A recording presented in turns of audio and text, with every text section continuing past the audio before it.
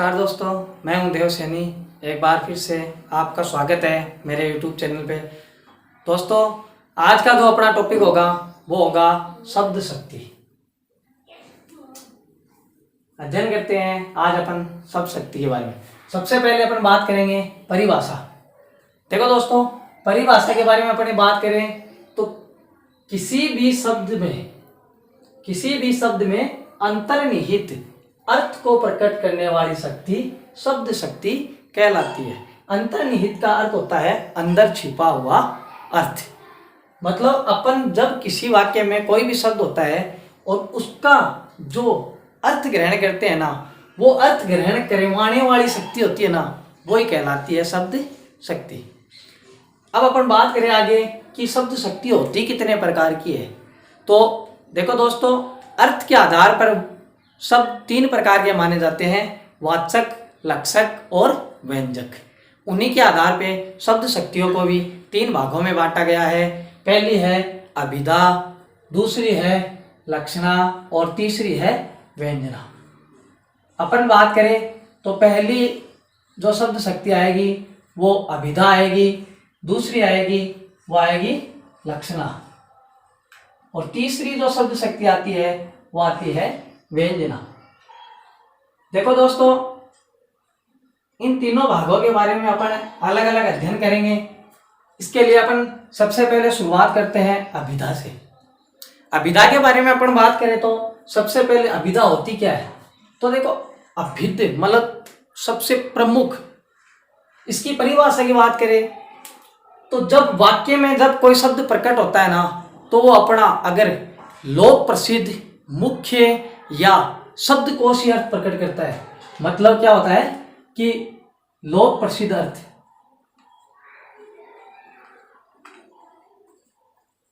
लोक प्रसिद्ध या मुख्य अर्थ।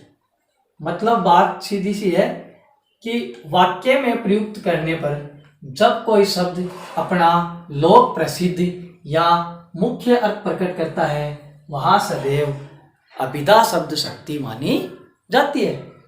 अब अपन बात करें इसके बारे में आगे तो कुछ उदाहरणों के द्वारा, जैसे मैं कह दूं कि सीधा सीधा उदाहरण लिख दूं, एक गधा चर रहा है। गधा चर रहा है।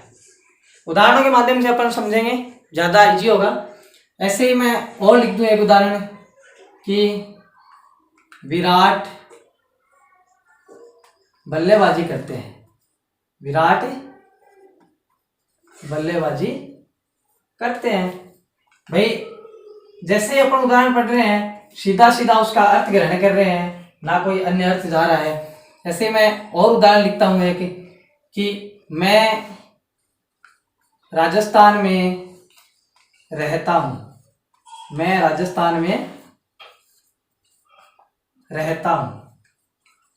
तीन मैंने उदाहरण आपके सामने लिखे हैं।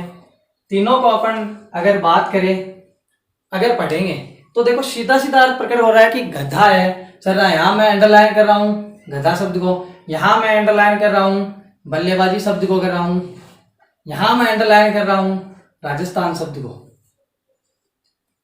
देखो दोस्तों, अभिधा का अगर अपन ये कहे ना कि जब वाक्य में प्रयुक्त करने पर जब कोई शब्द अपना लोक प्रसिद्ध या मुख्य अर्थ प्रकट करता है, जैसे मैंने कहा गधा चल रहा है, भाई उसकी वो प्रकृति है, सही है। ऐसे ही विराट बल्लेबाजी करता है, वो अपना काम कर रहा है, प्रकृति है, कार्य है उसका, बल्लेबाजी कर रहा है, सीधा अर्थ है। ऐसे ही मैं कह दूं मैं राजस्थान में रहता हूँ, अपन राजस्थान में रहते हैं। जैसे मैं पंजाब में रहता हूँ, या मैं लक्ष्मणगढ़ में रहता हूँ, मैं सालासर में रहता हूँ, ठीक है। तो ये सीधा सीधा है कि अपन क्या है, वहां के निवासी है, सीधा सीधा अर्थ प्रकट हो रहा है। अब अपन मैं दूसरी तरफ बात करता हूं, दोनों को साथ साथ में अध्ययन करेंगे अपन, लक्षणा और अभिधा का, तो ज्यादा सही समझ में आएगा। देखो दोस्तों, इसी के आधार पर अपन देखो प्रकट करते हैं कि लक्षणा का नाम पढ़ते ही अपने समझ में आ रहा है लक्षण। मतलब वाक्य में प्रयुक्त किए जाने पर जब कोई शब्द अपना अर्थ लोक प्रसिद्ध या मुख्य अर्थ को छोड़कर लक्षणों के आधार पर अर्थ प्रकट करता है ना, तो वहां सदैव लक्षणा शब्द शक्ति मानी जाती है। मतलब अर्थ कैसे प्रकट होता है? लक्षणों के आधार पे। मैं लिख देता हूं, लक्षणों के आधार पर अर्थ। लक्षणों के आधार पे अर्थ से यहां अपन ग्रहण करेंगे, मतलब कहने का मतलब यह है। अब देखो दोस्तों, सीधा सीधा है कि अपन ज्यादा गहराई में नहीं जाके इन्हीं के आधार पे अर्थ ग्रहण करते हैं, ज्यादा इजी होगा। देखो जैसे मैंने इधर कहा कि गधा चल रहा है, ये सीधा अर्थ है, तो अपन उसी को लिख देते हैं। जैसे मैंने लिख दिया कि मोहन तो गधा है, मोहन तो गधा है। अब देखो आप कहोगे कि मोहन तो गधा कैसे हो सकता है, मोहन गधा कैसे हो सकता है? गधा शब्द को मैं फिर से अंडरलाइन कर रहा हूं, ठीक है। आगे और लिख लेते हैं उदाहरण कि विराट, यहां अपन ने लिखा विराट बल्लेबाजी करते हैं, मैं लिखता हूं कि विराट धुआंधार बल्लेबाजी करते हैं। धुआं निकालेंगे ना, धुआंधार बल्लेबाजी करते हैं।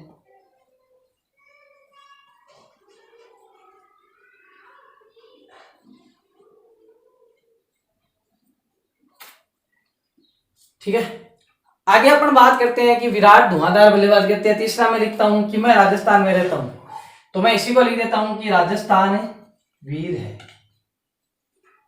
राजस्थान क्या है? वीर है, वीर है।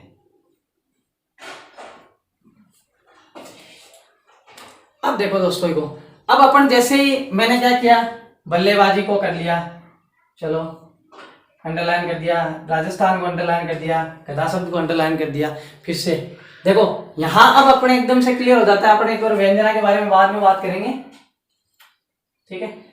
यहां अब एकदम से सीधा सीधा क्लियर हो रहा है कि गधा चल रहा है, मोहन तो गधा है। यहां गधा का क्या है? मोहन गधा का मतलब क्या है? मूर्ख है। ये इसका लक्षण प्रकट हो रहा है। क्या हो रहा है? मूर्ख, ठीक है। ऐसे विराट धुआंधार बल्लेबाजी करता है, तो धुआंधार का मतलब क्या है कि तेज करारे शॉट लगाता है, तेज बल्लेबाजी करता है, तेज करारे शॉट लगाता है, तेज बल्लेबाजी करता है, ठीक है, बड़े शॉट लगाता है। तो यहां भी उसका क्या हुआ? धुआंधार शब्द का अपने क्या प्रकट हुआ? लक्षण प्राप्त हुआ। ऐसे मैं कह दूं राजस्थान वीर है, भाई राजस्थान वीर कैसे हो सकता है? राजस्थान के लोग वीर है। यहां देखो के लोग, अपन ये कह दूं मैं के लोग, राजस्थान के लोग तो वीर हो सकते हैं ना, ये उसके प्राप्त हुए अपने को लक्षण।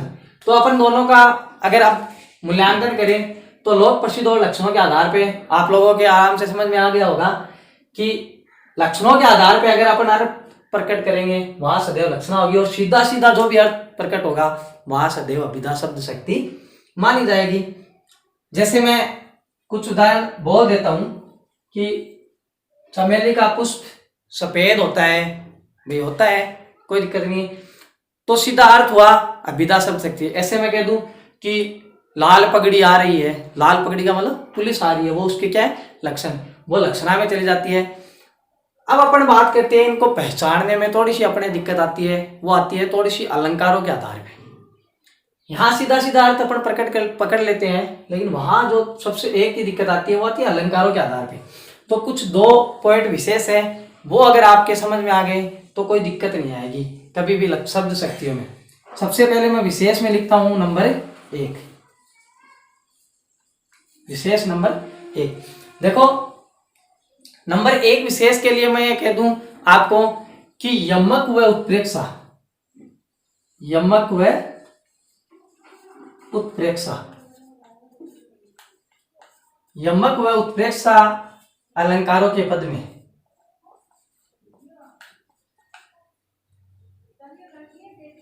यमक व उत्प्रेक्षा अलंकारों के पदों में अभिधा शब्द शक्ति मानी जाती है। कौन सी? अभिधा शब्द शक्ति।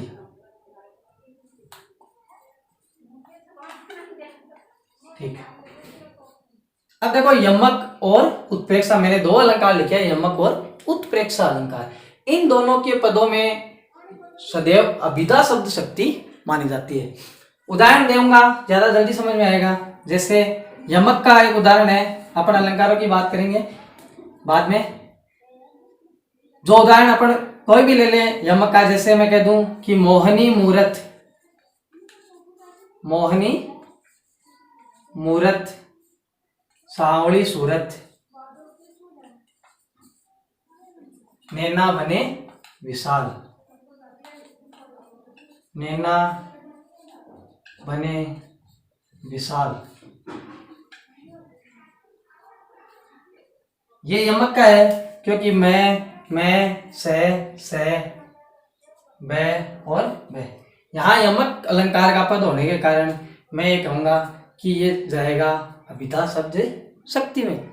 एक उदाहरण अपन उत्प्रेक्षा की भी थोड़ी सी बात कर लेते हैं। उत्प्रेक्षा में क्या होता है, जानो जनु जनहु, मानो मनु मनहु। इसी के अनुसार मानो नीलमणि शैल पर आतप पड़ो प्रभात,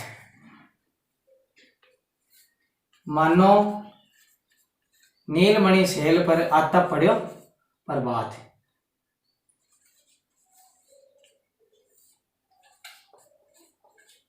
मोर भगवान कृष्ण के वस्त्रों को देखकर ऐसे लग रहा है कि मानो नीलमणि पर्वत पे क्या हो रहा है, सूर्य उदय हो रहा है, आतप पड़े प्रभात। ये उत्प्रेक्षा हो रही है क्योंकि संभावना, उत्प्रेक्षा का अर्थ होता है संभावना। यहां दोस्तों इन दो अलंकारों में सदैव ही जो शब्द शक्ति आती है वो आती है अभिधा शब्द शक्ति। अभिधा का इसके अलावा कोई अपने को पद नहीं मिलेगा, इसके अलावा कोई और कुछ नहीं मिलेगा। अब अपन थोड़ी सी और बात कर लेते हैं आगे विशेष नंबर 2 की। विशेष नंबर 2 में मैं इधर लिखता हूं लक्षणा। लक्षणा का देखो सबसे प्रमुख आपको अलंकारों के रूप में अपन माने ना तो रूपक अलंकार। रूपक अलंकार के पदों में सदैव लक्षणा शब्द शक्ति मानी जाती है।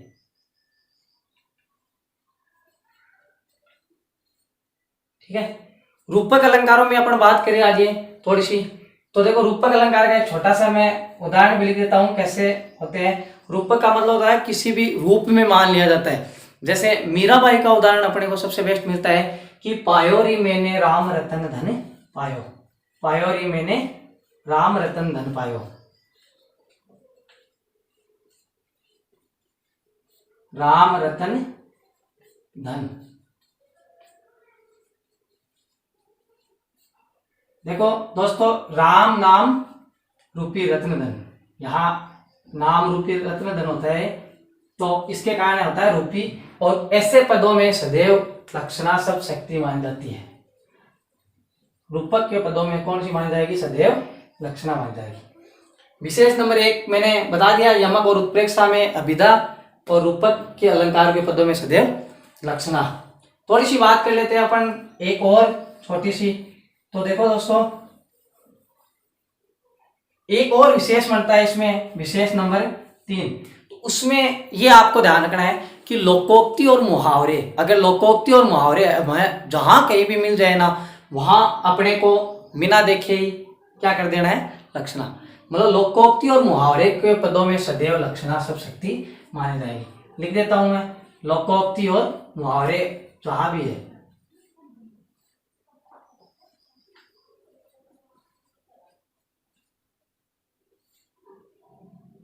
लोकोक्ति मुहावरों में सदैव लक्षणा शब्द शक्ति मानी जाती है। जैसे मैं ये कह दूं कि जाके पाव फटे ना बीवाई, वो क्या जाने पीर पराई।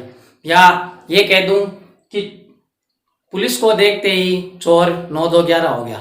ठीक है, ऐसे ही मैं कह दूं कि सुरेश की हॉकी हवा में बात करती है, सुरेश की हॉकी हवा में बात करती है। तो ये हवा में बात करना, सुरेश की, देखो जैसे एक लिख देते हैं, सुरेश की हॉकी हवा में बात करती है। आया हुआ भी है शायद ये 12th क्लास में, हवा में बात करती है। अब देखो हवा में बात करना ये क्या हो गया, मुहावरा। यहां ऐसे पदों में सदैव लक्षणा शब्द शक्ति मानी जाती है। इन दोनों के बारे में अपन ये कहें कि इनमें भेद भी साथ में अपन ने पढ़ लिए और दोनों में कैसे कैसे पद आते हैं पढ़ लिए। पूर्ण रूप से किसी भी तरह का कोई भी क्वेश्चन इनमें गलत नहीं हो सकता। अब अपन बात करें लक्षणा के थोड़े से भेदों की, तो थोड़ा और आगे चलते हैं क्योंकि लक्षणा के कुछ भेद है उनके बारे में अपने को पढ़ना पड़ेगा। देखो दोस्तों, मुख्य रूप से लक्षणा के बारे में अपन मुख्य भेद पढ़ेंगे। जो पहला और दो, रुड्डा और प्रयोजनवती, दो ज्यादा एग्जाम्स में आते हैं, पूछे जाते हैं, उनके उदाहरण देकर पूछे जाते हैं, तो उनके बारे में अपन पढ़ेंगे। भेद की बात करें अपन लक्षणा के, तो पहला जो आएगा वो आएगा रुड्डा। रुड्डा लक्षणा, रुड्डा के बारे में दोस्तों देखो सीधी सीधी ये कह दूं कि किसी भी स्थान या समय पर अगर कोई भी शब्द एक ही अर्थ प्रकट करता है ना, एक ही अर्थ, तो वहां सदैव रुड्डा लक्षणा मानी जाएगी। ठीक है, उदाहरण के द्वारा समझाऊंगा कि किसी भी स्थान या समय पर जब कोई शब्द एक ही अर्थ प्रकट करता है सदैव, वहां सदैव रुड्डा लक्षणा मानी जाएगी। जैसे मैं कह दूं पंजाब शेर है, पंजाब शेर है। ठीक है, देखो पंजाब शेर नहीं हो सकता, लेकिन पंजाब के क्या हो सकते हैं लोग। शेर जैसे क्या हो सकते हैं, वीर हो सकते हैं, बलवान हो सकते हैं। शेर जैसे वीर बलवान हो सकते हैं यहाँ के लोग। यहाँ देखो, अगर आप कहीं भी रहते हो, अपने क्षेत्र में रहते हो, अपने क्षेत्र में अगर आपको कोई ये कह दे पंजाब शेर है, तो आप समझ जाओगे कि पंजाब के लोग शेर है। कोई पाकिस्तान में आपको कह दे पंजाब शेर है, तो भी वो भी यही समझेंगे कि पाकिस्तान वाले भी ये समझेंगे कि पंजाब के लोग क्या है, वीर है, साहसी है। ठीक है, इसी तरह मैं दूसरा लिख देता हूं कि श्वेत भारत जीत गया, भारत जीत गया।